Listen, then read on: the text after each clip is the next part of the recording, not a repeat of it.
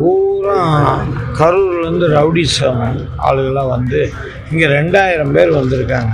மனுஷனை கடிக்கிறது நான் இன்றைக்கி தான் பார்த்துருக்கேன். அவ்வளோ பசியா, ஒரு வித்தியாசம் இல்லையா? ஒன்றுமே மனித ஜென்மம் தான். அவன் எங்கள் கட்சிக்காரன் வர்றான்னா ஓட்டுக்கு 5000 ரூபா, அதுபோக பரிசு பொருள் இன்னி கொடுக்க போகிறாங்களா? கம்ப்ளைண்ட் வந்து நேற்றைய தினம் தெற்கு தொகுதியில் கம்ப்ளீட் பணப்பட்டுவாடா. பூரா கரூர்லேருந்து ரவுடிசம் ஆளுகளாக வந்து இங்கே 2000 பேர் வந்திருக்காங்க. அது எனக்கு நல்லாவே தெரியும். ஏன்னா எங்களுடைய கரூர் மாவட்ட செயலாளர் எனக்கு இன்ஃபார்ம் பண்ணார், இங்கே 2000 பேர் வந்திருக்காங்க, இவ்வளோ பணம் கொடுப்பாங்கன்னு சொன்னாங்க, அதுபடி கொடுத்துட்ருக்காங்க. இது நாங்கள் அங்கே இருக்க மக்கள் எங்கள்கிட்ட கூப்பிட்டு இந்த மாதிரி மிரட்டி பணம் வாங்க சொல்கிறாங்க அப்படின்னு சொன்னால் நான் எங்கள் ஆளு போய் பார்க்க போனதில் கைகளை போயிடுச்சு. அவங்க வந்து கடிச்சு இந்த எங்கள் மனுஷன் கடிப்பானாங்க. என்ன மிருக ஜாதியா? மனுஷனை கடிக்கிறது நான் இன்றைக்கி தான் பார்த்துருக்கேன். அவ்வளோ பசியா, ஒரு வித்தியாசம் இல்லையா? ஒன்றுமே மனித ஜென்மம் தான். அவன் எங்கள் கட்சிக்காரன் வர்றான்னா நீ வாதாடு எது வேணால் பண்ணு. கடிச்சு வச்சு ஒரு சின்ன பையனோட பார்க்காம நீங்கள் அந்தளவுக்கு நேற்று அவன் கையை இறுக்கி நேற்று ஆஸ்பத்திரியில் போய் படுத்த அவங்க ஆஸ்பத்திரியில் அட்மிட் பண்ணான். இந்த தேர்தல் ஜனநாயகம் கோரி நடக்குமாங்கிற தெற்கு தொகுதியில் நடக்குமாங்கிறது எனக்கு சந்தேகம். அதுக்காக கேட்டேன். நேற்று 8 இடத்துல கேஸ் போட்டிருக்கேன். அதை பேப்பர் அந்த கேஸ் கொடுத்த கேஸ் நேற்று எஃப்ஐஆர் போட்டு கொடுத்தாங்களா?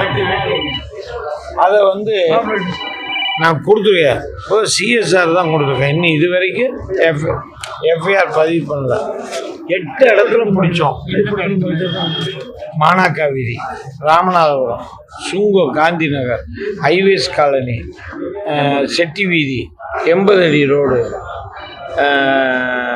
காந்திபுரம், இப்படி எல்லா இடத்துல அதை பரவாயில்ல எல்லா இடத்துலையும் கொடுத்துட்டாங்க. எவ்வளோ பணம் கொடுக்குறாங்க? ஓட்டுக்கு எவ்வளோ? ஓட்டுக்கு 5000 ரூபா. பரிசு பொருள் ஏதாவது கொடுக்குறாங்களா? அது போக பரிசு பொருள் இன்னி கொடுக்க போகிறாங்களா? கலெக்டர்கிட்ட நீங்கள் என்ன கம்ப்ளைண்ட் பண்ணி? நான் கலெக்டர்கிட்ட மக்களை பாதுகாத்து கொடுங்க, நீங்கள் ஜனநாயக வழி எலெக்ஷனை நடத்துங்க, தேர்தல் நடத்துங்க, இல்லையே பாராமிலிட்டரியை வச்சு கொண்டு வருவாங்க. ஏன்னா இந்த மக்கள் இதே சூழ்நிலை இருந்தால் எப்படிங்க மக்கள் வந்து ஓட்டு போடுவாங்க? உங்கள்கிட்ட பணம் வாங்காதவங்க ஓட்டு போட முடியாதுல்ல. இது என்ன பர்ச்சேஸா? வியாபாரமாக பண்ணுறீங்க? எங்கே 234 தொகுதியில் 233 தொகுதியில் இந்த நிகழ்ச்சி நடக்கலல்ல. அப்போ நீங்கள் மட்டும் ஏன் அப்படி பண்ணுறீங்க?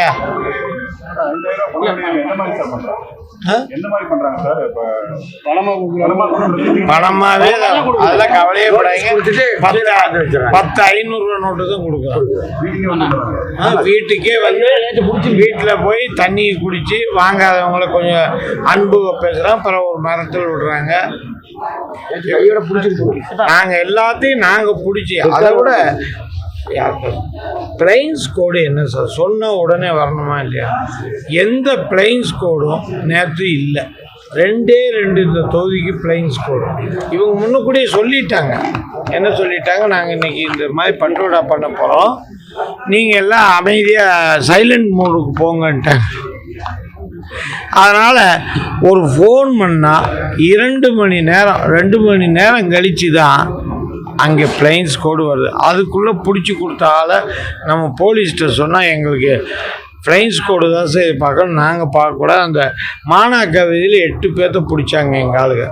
நான் போகும்போது 5 பேர் காரில் ஏறி உட்கார வச்சுருக்காங்க. அது மட்டும் உங்களுக்கு எப்படி அதிகாரம் வந்துச்சு? பிளைன்ஸ் கோடு இல்லாமல் 3 பேர் பணத்தோடு இருந்தோன்னு அவங்களே நாங்கள் பார்க்குறோம் அப்படியே விரட்டி விட்டாங்க. போலீஸு சுத்தமாக இன்னும் திராவிட முன்னேற்ற கழகத்தில் கைப்பாவையாக வேலை பார்க்கும். இந்த போலீஸை வச்சு இங்கே தேர்தல் நடத்தினா சுமூகமாக நடக்காது. கொடுத்தேன் இல்லை, அதை எடுத்துட்டாங்க. 12 பட்டி அடைச்சிருக்காங்க. இப்போ கூட அதை சொன்னேன், எங்கே இருக்குன்னு சொல்லுங்கன்னு. இனி என்னங்க, நாளைக்கு 5 மணிக்கு மேலே எல்லாத்தையும் தான் அனுப்பிடுவாங்களே வெளியூருக்காரங்களே. சார் இப்போ நடக்குது சார். இருங்க, இவ்வளோலாம் பேசுகிறீங்களே, நீங்கள் மட்டும் கரெக்டாக இருக்கீங்களா சார்? உங்கள் மேலே நான் ஒரு சார்ஜ் பண்ணுறேன். நேற்று ஒரு மறியல் நடந்தது, அவ்வளோ சுங்கத்தில் இவ்வளோ நிகழ்ச்சி நடந்தது. ஏதோ ஒரு டிவி வந்தீங்களா? நியூஸே தவிர வேறு யார் சார் வந்தீங்க? தினமலரில் இன்றைக்கி அது ஒரு போட்டா மட்டும் வந்திருக்கு. நானும் பிஜேபி தலைவர் வாக்குவாதம் பண்ணுறது ஒரு போட்டா ஆர்டிக்கல் எழுதினாதான் தெரியல. நான் அது கூட டைம் படம் அதை பார்த்தேன். சார் நீங்களே நடுநிலைமையாக இருக்கணும்ல சார். என்ன சார் இது நடக்குது? இது என்ன ஹிட்லர் முசோலினி ஆட்சி நடக்குதா சார்? மக்கள் வாக்களித்த என்னையும் மக்கள் தான் சார் வாக்களித்தாங்க. நான் ஏன் புறவழி இதில் உள்ளே வந்துட்டேன்னா என்ன சார்? மக்களை நம்ப மாட்டேறீங்க. மக்கள் ஓட்டு போட்டோம். நான் எதையும் ஈஸியாக சந்திக்க தயார். வெற்றி தோல்வி நம்ம கையில் இல்லை, மக்கள் தீர்ப்பு தான் மகேசன் தீர்ப்புன்னு எங்கள் புரட்சித் தலைவர் எம்ஜிஆர் சொல்லியிருக்கார். நாங்கள் அதுக்கு கட்டுப்படுறோம். ஏன் நீ பயப்படுற? ஏன் இவ்வளோவெல்லாம் பர்ச்சேஸ் பண்ணணும்னு ஆசைப்படுற? உனக்கு தில்லு இருந்தால் அந்த மாதிரி பண்ணி மக்கள் ஓட்டு போட்டுன்னு சொல்லு. கேட்டால் இப்போ என்ன சொல்லணுமா? நான் ஒன்றும் பண்ணலேம்பார். இப்போ இந்த பேட்டியை பார்த்துட்டு அதைத்தான் சொல்லுவார். ஏற்கனவே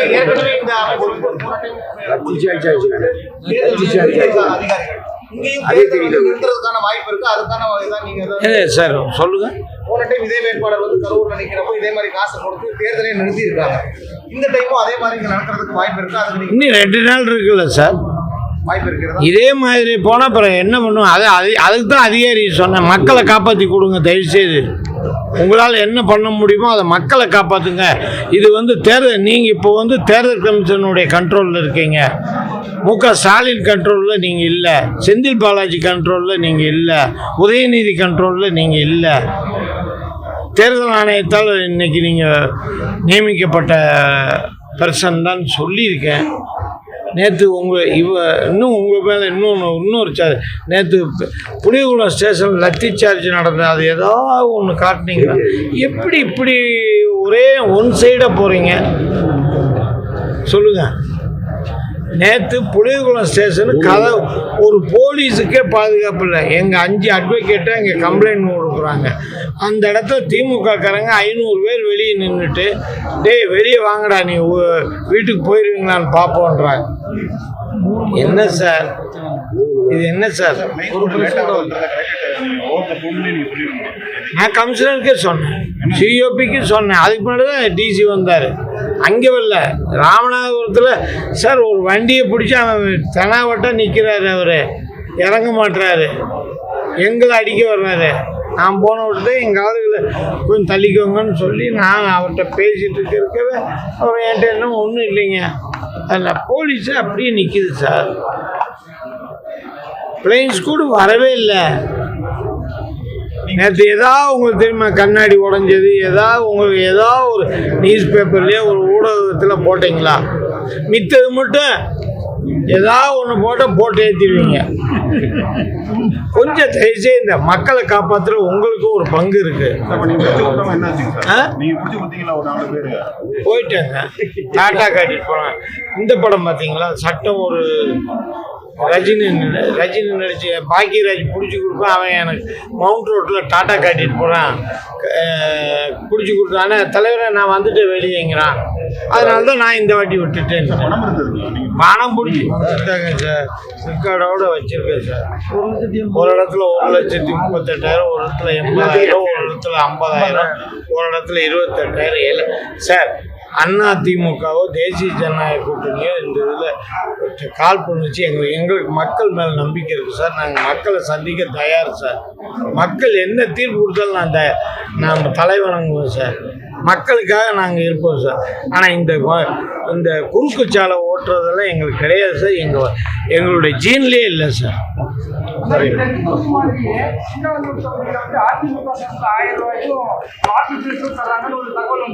வந்தால் பிடிங்க சார். அப்போ அது மட்டும் உங்களுக்கு புகைப்படம் தெரியும். ஆனால் தெற்கு தொகுதியில் 8 நிகழ்ச்சி நடந்தால் உங்களுக்கு தெரியாது. இதுல பார்த்தீங்கன்னா எந்த பார்சியாலிட்டி பண்றீங்க? எந்த டிவியில் காட்டுனீங்க சொல்லுங்க? எந்த டிவியில் நீங்கள் காட்டுனீங்க? சார் இவங்க எல்லாம் வெளியே விட்டாங்கன்னு ஆசிரியர்கிட்ட சொன்னீங்களா சார்? இந்த மாதிரி பிடிச்சி வச்சு போலீஸ் யாரையும் எல்லாத்தையும் சொல்லிட்டு அவர் என்ன சார் சொன்னார்? அவர் நடவடிக்கை எடுக்கிறேன், உங்களுக்கு எஃப்ஐஆர் இப்போ போட்டு எப்படி சார் நடவடிக்கை எடுப்பார்? அதுக்கு வெளியே விட்டாங்களா சார்? அவர்கிட்ட தான் கேட்குறேன். சார் நான் தான் முதவே சொல்ல, இங்கே ஒன் சைடு தான் நடக்குது. வழக்கு பதிவு பண்ணியிருக்கிறாங்களா? சும்மா பதிவு சிஎஸ்ஆர் போட்டிருக்காங்க. இப்போ சிஎஸ்ஆர் போட்டு இனி வழக்கு பதிவாங்க. அவன் டாட்டா காட்டி கரூர் போயிருப்பான்.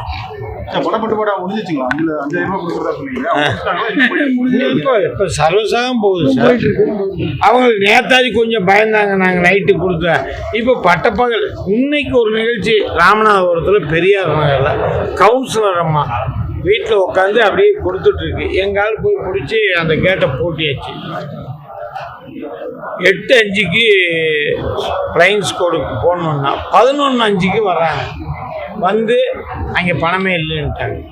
அதுக்குள்ளே அந்த ஆள் எப்படி பின்னாடி வெளியே போயாச்சு. தப்பிக்க வைக்கிறதுக்கு ஃப்ளைங் ஸ்குவாடு முதல் காரணமாக. அது என்ன சார், நேற்று அவ்வளோ நைட்டில் 2 ஃப்ளைங் ஸ்குவாடு அவ்வளோதான் இருக்கா? நாங்கள் மக்களை நம்புகிறோம். மக்கள் எங்களுக்கு எந்த தீர்ப்பு கொடுத்தாலும். ஆனால் ஒன்று மட்டும் உங்கள் ஊடகம் 2026 மே 5 எடப்பாடி கே பழனிசாமி என்கிற நான்ங்கிற ஒளி உங்களுக்கு எல்லாத்துக்கும். அப்போ நீங்கள் எல்லாம் இதே ரிவர்ஸில் வருவீங்க. அன்னைக்கு உங்களை வாழ்த்துறேன்.